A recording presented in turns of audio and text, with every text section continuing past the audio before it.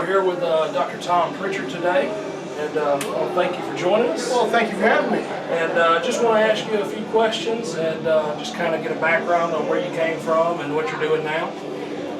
Well, it's where I came from is the big issue, I guess. I think growing up in Houston, Texas was really a great advantage for me at the time because I had a great promoter like Paul Bosch who put on great wrestling cards every Friday night. We had the opportunity to go see wrestling at its best with guys like Johnny Valentine, Wahoo McDaniel, Jose Lothario, and we got people coming in from all over the country and all over the world like superstar Billy Graham, Bruno Sammartino, and some of the best during the 70s and 80s, which afforded me to see some of the greatest every Friday night.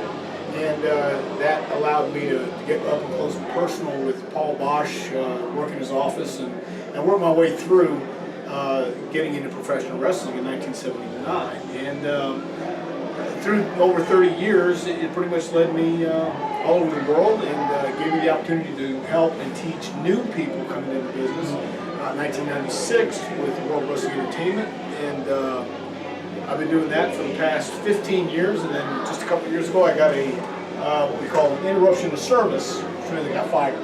So, and now I'm here in Crestview, Florida. I just got done with a seminar, and I'm working a match tonight, I think, against Bob Armstrong, Steve Armstrong, and some mystery opponent who they haven't told us yet. So we're all curious about that. I am too. I'd like to know who I'm working with wrestling tonight. So going back, who was instrumental in mentoring you and training?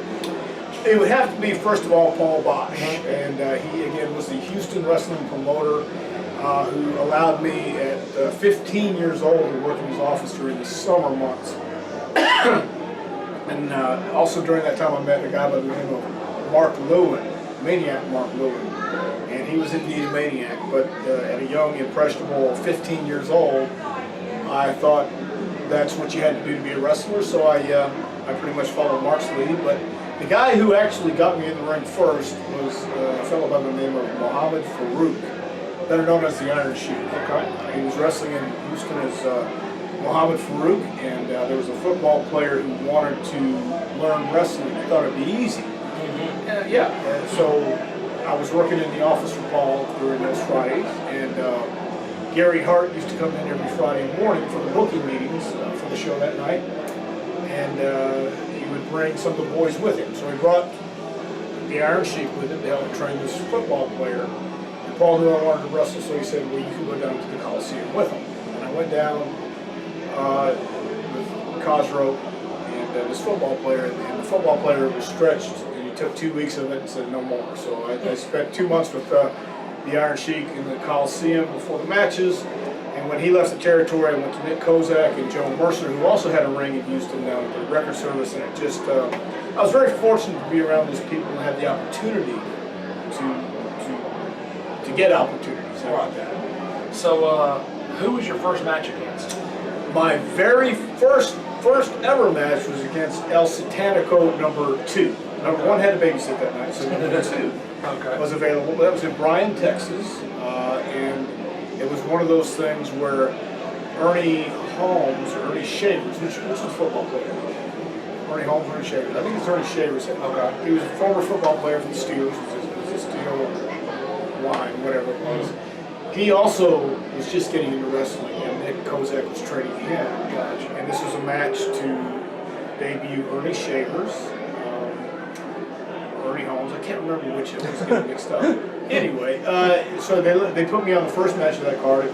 Paul gave his blessing and went from there. But my second match ever was against Jonathan Boyd, Lord Jonathan Boyd in Louisiana. And anyway, took off from there. All right. So, as we all know, you and your brother are both in the business. Did y'all both start with Paul Bosch, or did he start a different way? Well, we both started with Paul Bosch. I started first on the older one. So, yes, once I started working in the office, Bruce started selling posters at ringside. There was an occasion after I started wrestling and I went to California, Bruce started ring announcing. He also got some television announcing as well, too, with Paul. So, we both pretty much started out with Paul Bosch and under the same tutelage, so to speak. Bruce, he wanted to go a different route. He had bad knees, and he figured being a promoter, being an office guy was a lot better in the worked out better for him. Okay. Now, doing a little research, I found out that Sensational Sherry was your manager in Mid-South. Yeah. How was that experience? Well, how much tape do we have? No, I tell you, because it was Sensational Sherry. I tell you real quick, it's not a quick story, but I have to tell you a story about how I became a doctor and involved Sherry. Okay. I broke my leg. I broke my ankle, actually, in Louisville, Kentucky. It was myself and Pat LaRose, managed by Sherry Martell. We were the Heavenly Bodies then in Memphis, against Steve Kern and Stan Layton, the Fabulous Ones. Okay.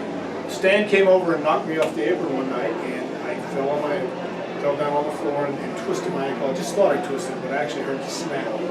And in the Louisville Gardens, you had dressing rooms that went downstairs and catacombs, and it took a little bit to get down to the dressing room. So anyway, after the match, I hobbled back and didn't know I broke my ankle. So I kept taping my ankle each night, and then the very next week in Louisville, Sherry's there, and she came in the dressing room and looked at my ankle and said, "I'm going to take you to the hospital tomorrow." Her roommate was a nurse, and I said, no, because if you didn't wrestle, you didn't get paid.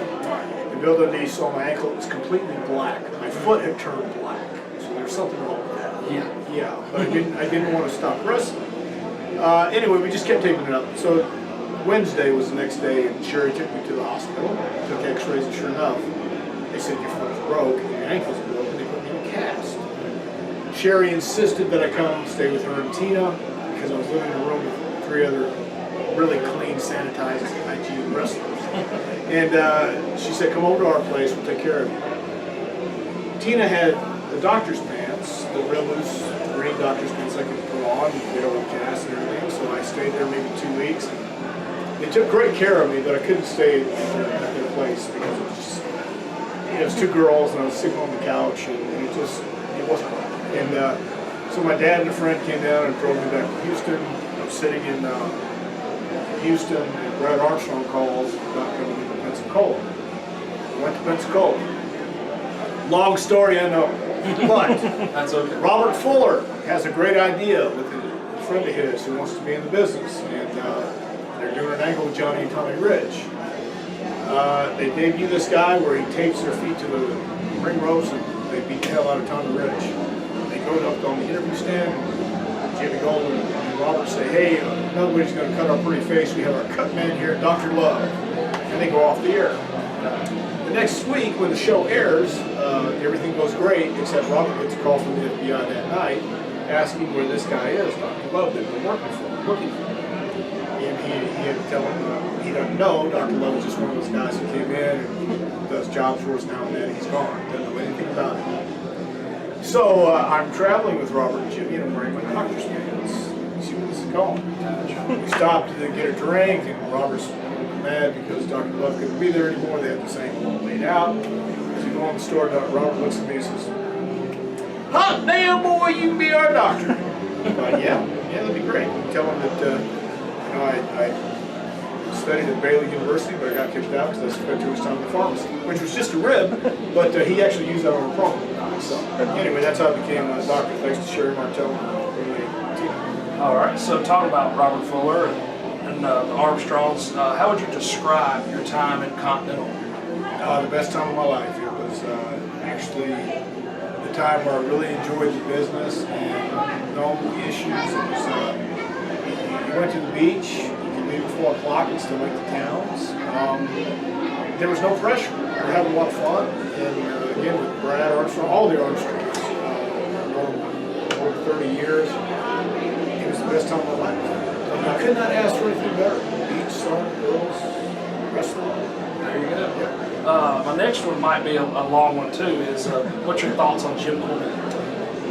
One of the greatest evil geniuses ever in this business. Okay. He's passionate. I have a ton of respect for Jim Cornette. He gave me an opportunity to team with Stan Lane.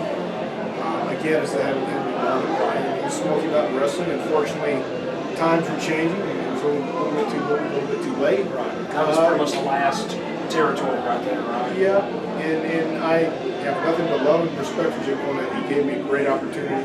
and always been straight up with me. He's one of those guys that even if it was bad news, he would have to tell you because it's better to tell the truth with him than tell you something else. So, yeah. Okay, and in the WWE, what was it like working with, this might be an interesting one too, working with Sonny and Chris as the Body Dynamics? I love Chris.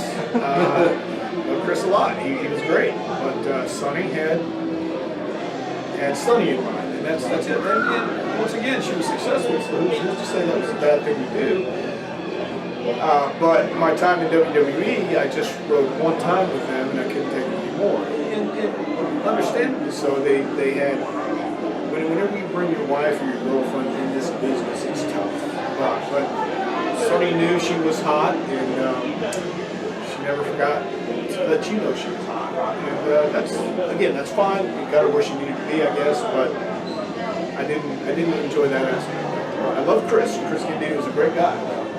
But I wish I could have done something else.